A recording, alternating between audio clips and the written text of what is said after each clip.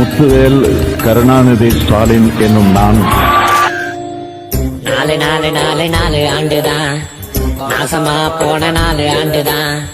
மக்கள் மத்தியில் காண்டு ஏறுதான் ஓட்டு ஏண்டா போட்ட முடியல கவர்மெண்ட் ஸ்கூல்ல கிளாஸ் ரூம் இல்லையே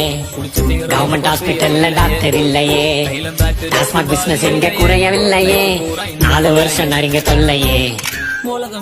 கஞ்சா பெட்லிங் இப்போ ஸ்பீடா நடக்குது கொள்ளை இப்போ அதிகம் நடக்குது